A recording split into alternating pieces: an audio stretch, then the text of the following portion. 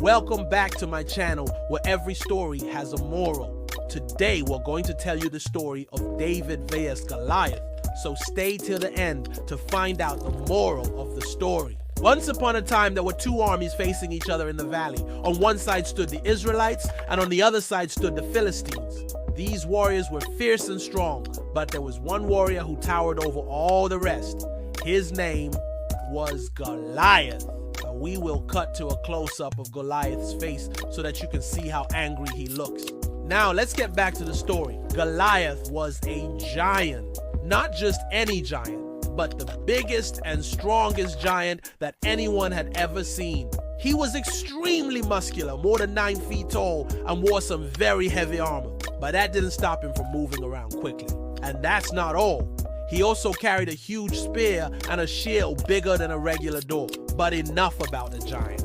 Let's cut to the Israelites. They were scared because no one could defeat the giant. He was too strong and too tall. As they were discussing how they would defeat him, one of their best warriors said, "Oh, why are you afraid of this giant? I will fight him." But as he approached the giant, he turned back in fear.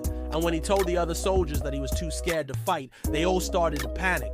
We will now cut to an overhead shot of the battlefield so that you can see how the Israelites are running around in circles, not knowing what to do. Soon, the king heard about the problem and went outside to see for himself. When he saw how scary the giant looked, he panicked as well. The giant was laughing and screaming at the top of his lungs. We will zoom in on his mouth so that you can see how wide his smile is. At this point, everyone had given up hope.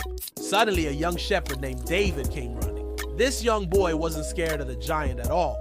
He didn't even think about running away. Instead, he wanted to fight. Everyone thought he was crazy.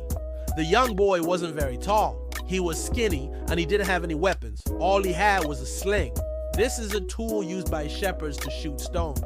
You might be thinking that this wouldn't work against a giant, but David didn't think so. That's why he said, "I will fight him." Everyone stared at him in disbelief. Even the giant stopped laughing when he heard what the young boy said. David approached the king and asked him to let him fight the giant. The king was hesitant, but eventually agreed. At first, he thought that it was a bad idea, but he had no other choice. Maybe the young boy could surprise them all. Who knows? As the soldiers handed David the king's armor, everyone started to laugh again, this time at the young boy. The armor was way too heavy for someone his size.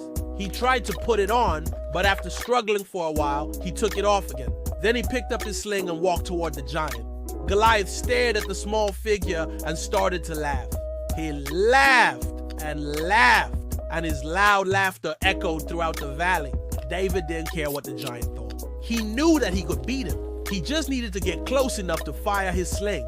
He started walking slowly toward the giant, but when Goliath saw that he was getting closer, he picked up his spear and ran toward him.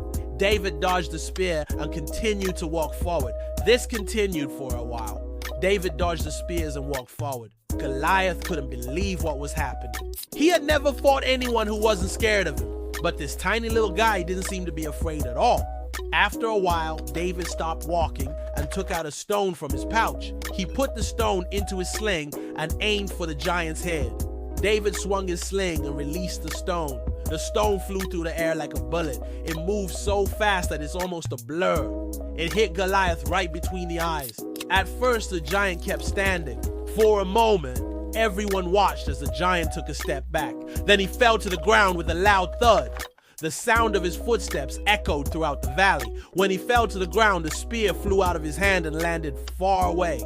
The stone was stuck right between his eyes. It must have hurt a lot. After a while, the giant stood up again, but this time he stumbled and fell to the ground again. He tried to get up, but it was too late. The giant was defeated. David had won. Let's cut to a wide shot of the battlefield so that you can see how the Israelite soldiers are cheering. They finally won the battle. David had saved them all. As the Philistines started to run away, David took the giant's spear and shield. He walked toward them and chased them away. After he made sure that the Philistines were defeated, he returned to the battlefield. The soldiers crowded around him and started to cheer. They raised their hands in the air and shouted, "David! David! David!" The king ran toward him and gave him a big hug. He was so happy that they finally won the battle. After the battle, everyone celebrated. They feasted and danced. They celebrated for a whole week. Now let's take a closer look at David as he holds the giant spear in the air. He was only a young boy, but he was stronger than the biggest giant. How did he do it? Well, he believed in himself and he knew that he could do it. And when you believe in yourself, no challenge is too big. That was the story of David vs. Goliath. Now let's take a look at the moral of the story. The moral of the story is that no challenge is too big when you believe in yourself and stand for what is right. Remember that no matter how difficult something seems, if you have faith in yourself, you can do it. Did you like the story? Tell us in the comments below. Like, share, and subscribe to our channel so you can always find new videos waiting for you. Thanks for watching.